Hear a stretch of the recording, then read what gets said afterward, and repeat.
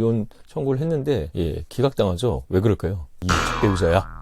좀 유명한 판례를 하나 소개시켜 드리겠습니다. 이 사건은 좀 재밌었는데 불륜하신 분들한테 희망이 되는 판결일지 모르겠지만 초등학교 부부 초등학교 부부가 아니죠. 안녕하십니까. 문종탁TV의 문종탁 변호사입니다. 오늘은 별거에 대해서 말씀드리고자 합니다. 이혼 시 별거가 유리한지 불리한지, 또 별거할 때 별도의 합의서 같은 거를 작성해야 될지, 또 별거 중이었는데 바람핀 경우 불법행위 손해배상 책임이 있는지 이런 거 많이 궁금해 하시더라고요. 오늘 이거에 대해서 말씀드리겠습니다. 우선 별거가 뭘까요? 별거는 동거의 반대말이죠. 동거는 같이 산다는 뜻이고 별거는 따로 산다는 얘기입니다. 배우자 중 일방이 나가서 다른 곳에서 살고 같이 살지 않는다는 것이죠. 별거가 이혼에서 유리할까요? 불리할까요? 여러분, 이혼을 원하는 사람한테 별거는 유리합니다. 이혼을 원하지 않는 사람한테 별거는 불리합니다. 그래서 일부 변호사님들이 이혼에서 별거가 유리한지 불리한지에 대해서 유리하다 불리하다 이렇게 단정적으로 얘기하시는 경우도 봤는데 그런 게 아니죠. 여러분이 이혼을 원하시면 별거 기간이 길수록 유리합니다. 재판부에서는 혼인 파탄으로 보게 되겠죠. 별거에서 그렇게 따로 남남처럼 살았는데 혼인을 지속시킬 이유가 없잖아요. 반대로 계속 같이 살고 싶은데 별거 기간이 길었다. 그럼 불리하겠죠. 그래서 여러분, 이혼을 원하냐 원하지 않느냐에 따라서 변호사와 상담하시고 별거도 신중하게 결정하시기 바랍니다. 두 번째로, 별거할 때 별거 한다는 합의서 같은 거를 작성해야 되냐 이렇게 문의하신 분도 계십니다. 결론부터 말씀드리면 작성하는 게 낫겠죠. 왜 그럴까요? 조문 나가나요? 이 민법 제840조는 재판상 이혼 원인에 대해서 6가지 사유를 규정하고 있습니다. 물론 6호에 기타 혼인을 지속하기 어려운 중대한 사유가 있습니다. 그래서 대부분 6호 사유를 쓰기도 하는데, 여러분 2호에 뭐가 있는지 아십니까? 배우자가 악의로 다른 일방을 유기할 때가 있습니다. 악의의 유기라고 하는데요. 합의서 없이 별거한다고 그러고 집을 나가면 가출한 배우자가 되잖아요. 이 배우자는 유책 배우자가 될 가능성이 큽니다. 상대방 배우자를 악의로 유기했다는 것이죠. 그리고 우리나라는 아직 파탄주의를 실무상 많이 채택하고는 있지만 유책주의입니다. 유책주의랑 파탄주의 얘기 들어보셨죠? 첫 번째, 유책주의라는 것은 유책 배우자, 책임 있는 배우자는 이혼 청구를 하지 못한다는 겁니다. 대표적으로 여러분 유명한 이 홍상수 감독, 전에 제가 서울 변호사의 영화동호회 회장이잖아요. 홍상수 감독 영화 즐겨보곤 했는데, 홍상수 감독님은 이 김민희 배우랑 이렇게 사실상 부부처럼 지내면서 전 배우자, 사실상 현재 법률상 배우자죠, 이혼 청구를 했는데 기각당하죠. 왜 그럴까요? 우리나라 아직 유책주의라서 그럽니다. 부정행위, 민법 제840조 제1호, 배우자의 부정행위가 있었을 때 해당하는데, 부정행위를 한 배우자가 이혼 청구를 하면 그게 받아들여지면 다들 바람피고 이혼 소송하겠죠. 그래서 가정을 지키자는 취지에서 아직도 우리나라 유책주의가 가미되어 있습니다. 때문에 유책 배우자가 된다는 거 매우 불리합니다. 이혼을 원할 경우도 그렇고 위자료에서도 그렇고 많은 부분 불리한데, 별거를 합의를 하더라도 나중에 말이 바뀔 수 있어요. 언제 합의했냐, 네가 나간 거지, 악의 유기를 한 거 아니냐, 이 유책 배우자야, 이렇게 될 수 있습니다. 그렇기 때문에 문서를 남겨놓는 게, 자신한테 유리한 건 항상 문서를 남겨놓는 게 중요합니다. 그래서 부부간에 그냥 차필로 쓰거나 서명 사인하는 거죠. 우리는 별거하기로 합의했다. 이거에 대해서 각자 이의제기 안 하기로 한다.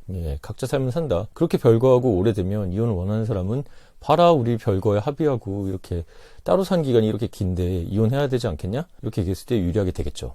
이와 관련해서 좀 유명한 판례를 하나 소개시켜 드리겠습니다. 대법원 2021무 11112. 이 사건은 좀 재밌었는데요. 원고와 피고가 모두 초등학교 교사였습니다. 자녀들은 모두 성년에 이뤘기 때문에 양육비나 양육자 문제는 없었어요. 근데 혼인 초부터 갈등을 잇다가 원고가 일방적으로 집을 나갔습니다. 판결 종료 시까지 한 24년간 혼인 생활이 있었는데 그중 13년이 별거였죠. 별거가 그렇게 오래 지속됐는데 원고가 이혼하자고 소를 제기하니까 갑자기 피고가 이혼할 생각이 없다는 겁니다. 오비 보복 감정으로 이제 이혼 못하겠다, 내가 왜 너 좋은 이혼을 해주냐, 이런 식으로 간 거죠. 원심에서는 이혼 못한다고 소송을 기각시켰는데요. 대법원에서 파기환송했습니다. 대법원에서 뭐라고 했냐면, 혼인관계 악화가 원고의 잘못에서 비롯된 걸 수는 있지만 피고도 혼인 지속을 위해서 진지한 노력 없이 방관했고 적대적 관계를 계속해서 왔고, 가족으로서, 부부로서 관계를 회복하려는 노력을 진지하게 하지 않았다고 본 것이죠. 그래서 이거는 단순히 외형상의 부부관계만 남겨놓는 것이고, 이것이 뭐 일방의 경제 상태나 생활 보장을 위해서 혼인 지속을 하려는 것도 아니고, 그렇기 때문에 원심을 파기환송하고 이혼하라고 했습니다. 때문에 별거 기간이 길면 심지어 처음에 가출한 것에 책임이 있다고 하더라도 상대방도 혼인을 지속하려는 노력이 없었다면 혼인관계가 파탄됐다고 보고 형식적인 법률관계만 남겨놓는 건 아니다. 그렇게 돼서 대법원에서 파기환송했던 유명한 판례입니다. 별거 중에서 아내가 불륜한 경우에 대법원 판례도 있죠.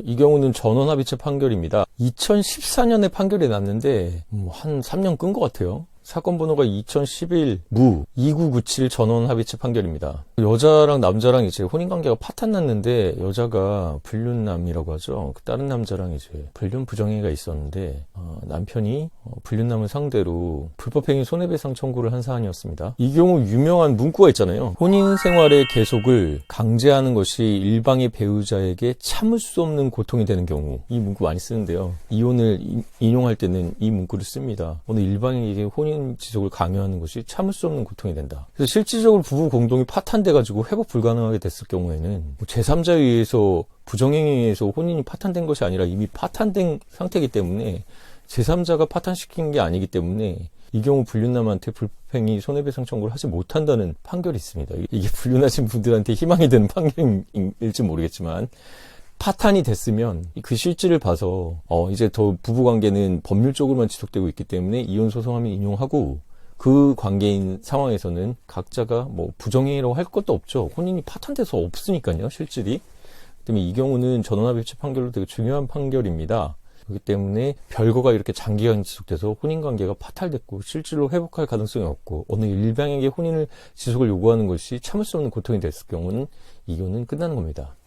다시 그 유명한 사례를 들어볼까요? 홍상수 감독과 김민희 씨의 이제 이혼 청구인 건데요. 홍상수 감독에게 혼인을 지속하는 게 참을 수 없는 고통이 되느냐? 이거에 대해서 재판부도 봤겠죠. 혼인 지속 기간이 길고 부정행위를 하고 별거 기간이 아직 길지는 않았으니까요.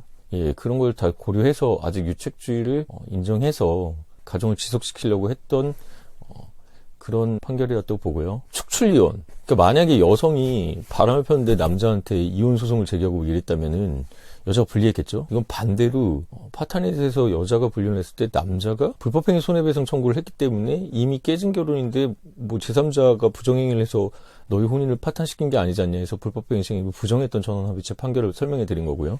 반대로 자기가 바람을 피우면서 이혼 소송을 요구했다. 그런 경우는 안 될 가능성이 크죠. 자, 오늘 별거에 대해서 설명드렸습니다. 첫 번째, 별거의 정의는 동거의 반대다. 따로 사는 거다.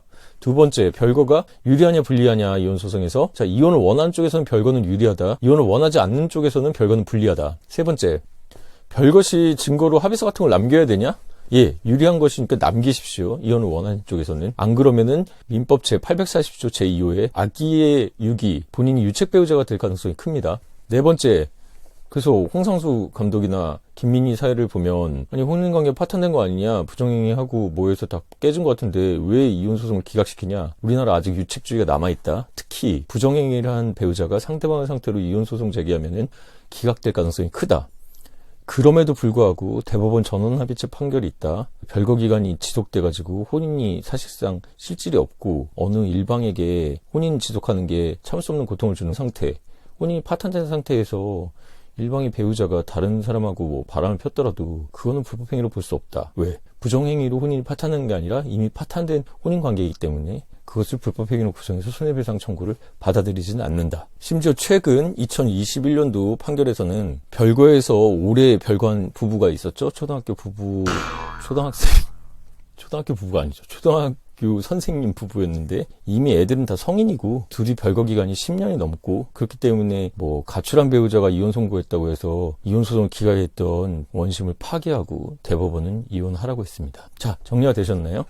제가 이렇게 영상을 열심히 만들고 있는데 여러분 도움이 되셨다면 구독, 좋아요, 알림 설정 꼭 부탁드리고요. 제 영상을 지속하는 힘이 됩니다. 궁금하신 사안이나 이런 것들은 댓글로 달아주시면 간단한 건 답겠지만 유료 상담의 원칙이죠. 이혼이나 이런 거 상담하실 때 변호사 비용 아끼지 마시고 한 10만 원 정도면 되잖아요. 여기 전화하셔가지고 언제든 저랑 상담 일정 잡으셔서 상담하시길 바랍니다. 자, 그럼 여러분 별거도 이혼도 모두 행복을 위해서 하는 겁니다. 여러분 모두 행복하시기를 진심으로 기원합니다. 문종탁TV의 문종탁 변호사였습니다.